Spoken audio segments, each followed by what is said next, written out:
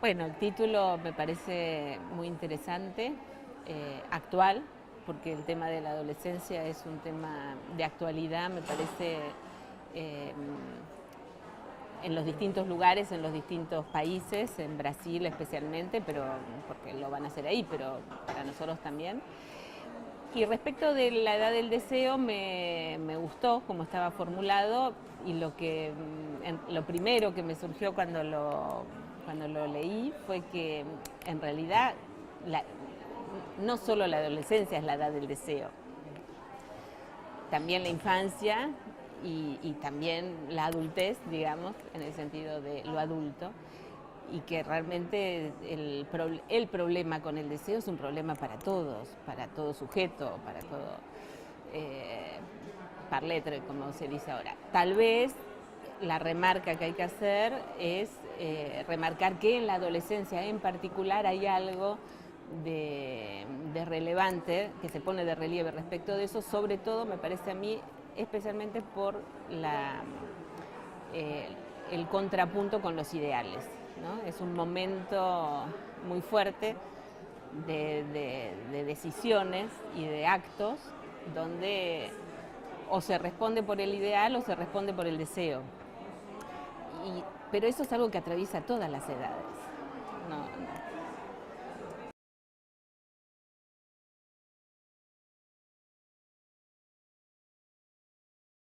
sí, sí, por eso pienso que es un acto y una decisión que tal vez en la adolescencia se pone de relieve respecto del deseo, en particular en contrapunto con el ideal.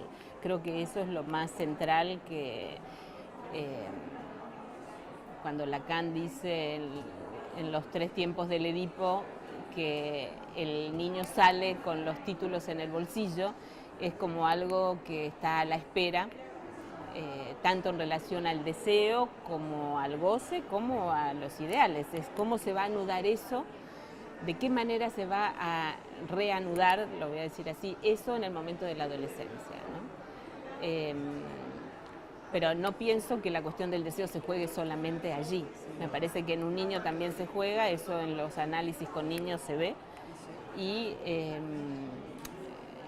inclusive cómo separar al niño de cierto lugar de objeto donde algo del deseo está obstaculizado.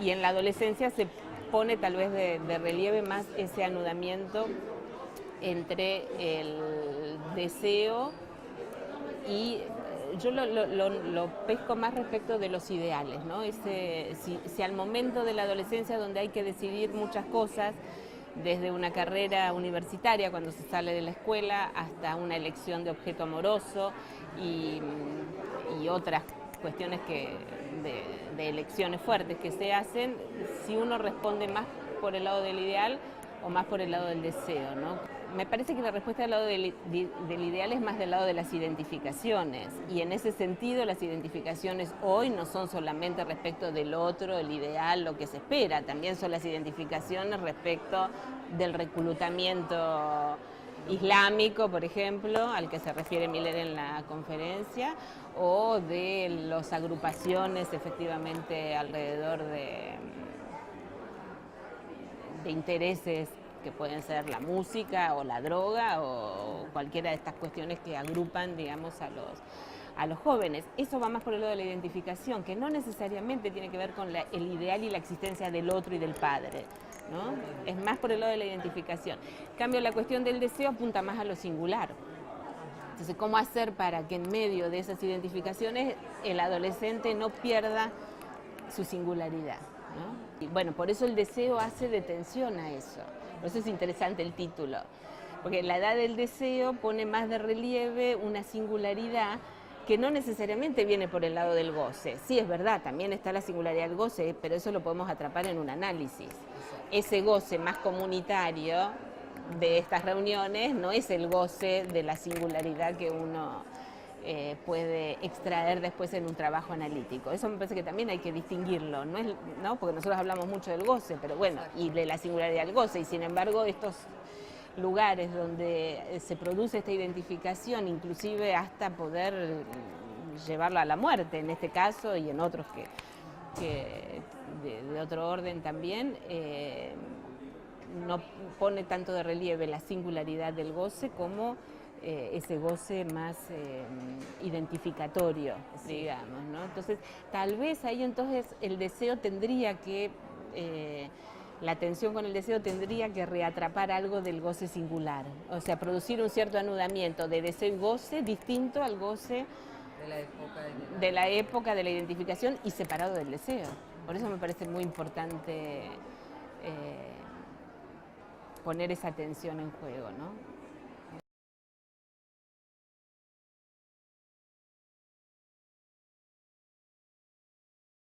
Me parece que tal vez si tuviera que decir algo diferente que encuentro es más bien del lado de los efectos, afectos en el cuerpo, ¿no?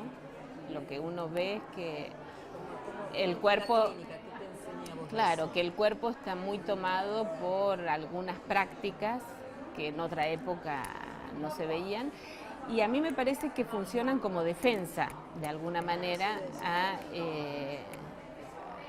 a lo que sí creo que no ha cambiado, me parece, que es el encuentro con la sexualidad y con el otro sexo, que como tal, digamos, sí han cambiado los modos, pero como tal ese encuentro está. Entonces, ¿cómo se responde a eso? Me parece que hay muchas de las prácticas, o varias de las prácticas que uno ve en los adolescentes respecto del cuerpo, desde cortarse, que eso por ejemplo se ve más en las mujeres que en los hombres, ¿no? No sé cómo es aquí en Brasil, pero en la Argentina es una práctica que, en mi experiencia por lo menos, tanto de como analista como de controlar casos, siempre lo he visto en casos de mujeres, me parece que es una que tiene una función, ¿no? Creo que hay algunas, hay varias de los fenómenos que nos encontramos en la adolescencia que tienen una función y que muchas veces esa función es de defensa, ¿no? Respecto de ese encuentro con el otro sexo que no se sabe muy bien cómo se va a responder a eso. Entonces eso pone sus distancias, ¿no? Todo el tema de la virtualidad, en fin, todo lo que ocurre también a partir de otros medios, digamos, de enlazarse.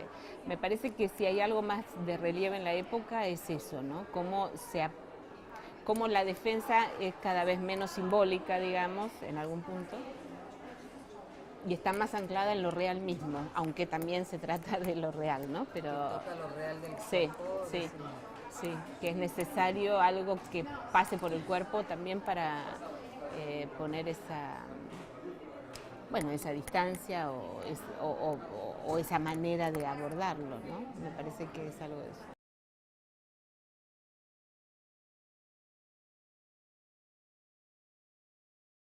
Hay un código, digamos, ¿no?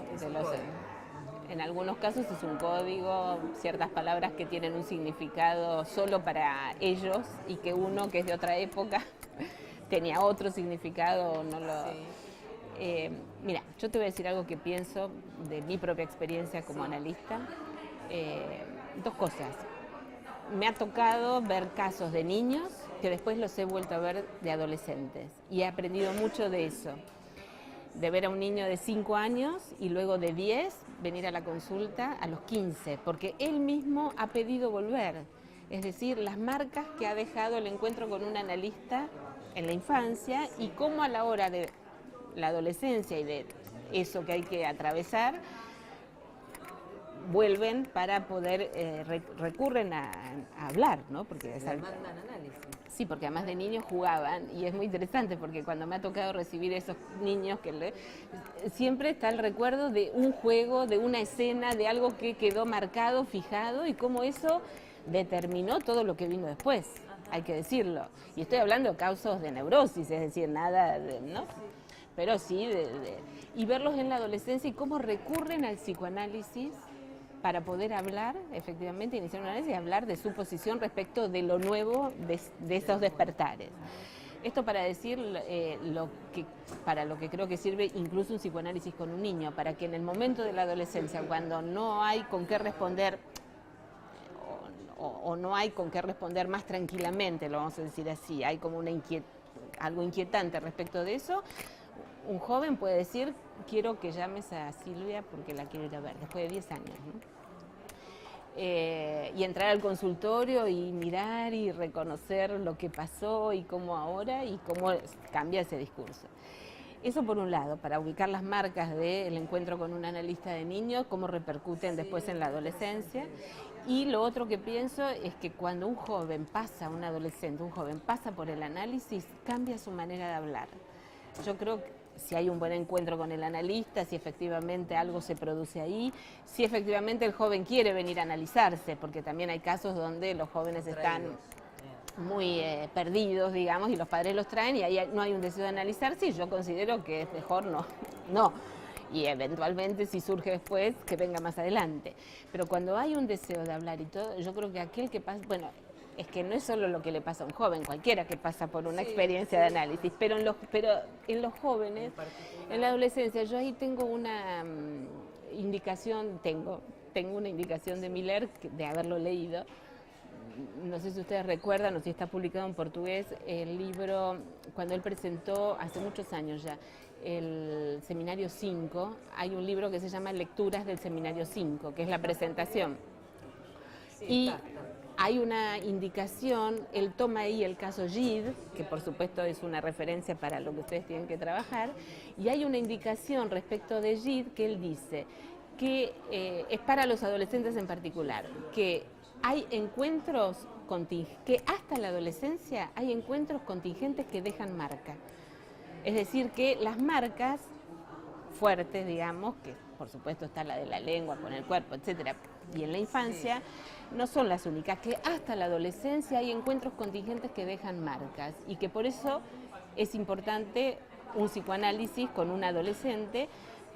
Y además, y esto no les puedo asegurar que lo diga él o lo digo yo, porque no lo recuerdo, lo que considero que también el encuentro con un analista es una marca es una contingencia que deja marcas. Entonces, un buen encuentro con un analista en la adolescencia, sin duda, me parece, cambia la forma de hablar de un joven, cambia algo en relación al deseo también, ¿no? Entonces creo que por supuesto que es un lugar que tenemos que seguir ofreciendo para darle lugar a la palabra y alojar eso, ¿no? Y despejar efectivamente más la línea del deseo que la de la identificación, ¿no?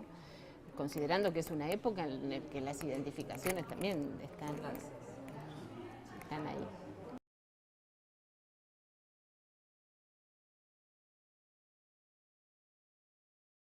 Sí, me parece que, bueno, son los efectos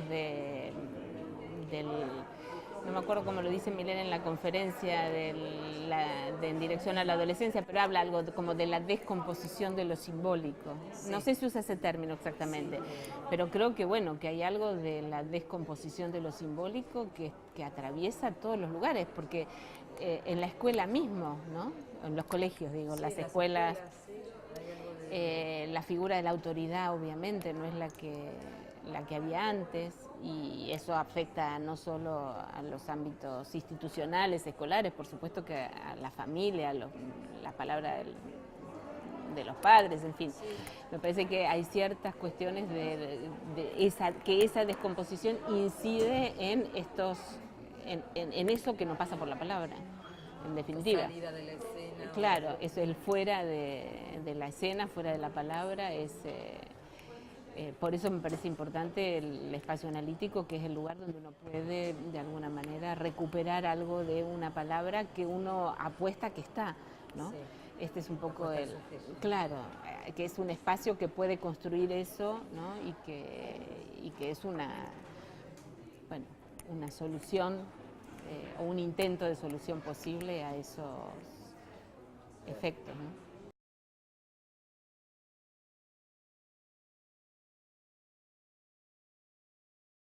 Sí, construir un cuerpo, construir un semblante, además, ¿no? En algunos casos se trata de eso, de que el analista aporta algo a la construcción de eso, de ese semblante. Construir un semblante ya es decir construir un cuerpo, porque un cuerpo es con el semblante, digamos, ¿no? Que es a través del semblante que uno puede atrapar un cuerpo. Entonces, efectivamente, me parece que bueno, que este término de construir es un término que es muy de la época, en realidad, ¿no? Construir los semblantes, construir la autoridad analítica. Digo, el término de construcción creo que es un término que es muy actual en ese punto y para nosotros mismos, ¿no? En nuestra práctica misma, ¿no? Construir un caso, inclusive, en ese punto, ¿no?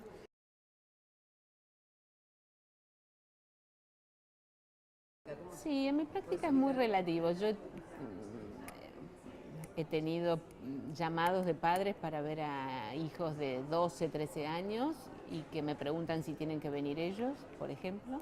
Y cuando me ocurre eso, no lo quiero generalizar, pero pienso, bueno, si me hacen la pregunta, es que piensan que el joven puede venir sin que venga. Bueno, que vengan primero los jóvenes y luego si yo necesito hablar con los padres, puedo citarlos, digamos. Me parece que es muy variable, ¿no? Depende efectivamente de la posición de los padres, por un lado, y también del joven, en qué situación se encuentra, incluso en qué situación de riesgo se encuentra, ¿no? No, bueno, lo que sí uno ve, la desorientación de los padres es enorme, es enorme. Frente a algunos casos, la desorientación de los padres es enorme, no solo la de los padres, la desorientación de las escuelas también. O sea, asistimos a un momento donde efectivamente lo que teníamos no sirve para abordar esto nuevo. Y lo digo generalizadamente, no sirve ni la educación que teníamos en las escuelas, ni la formación de los padres en relación a lo que es ser padre o no respecto de un adolescente, y también para los analistas. O sea, la práctica también va acompañando estos fenómenos.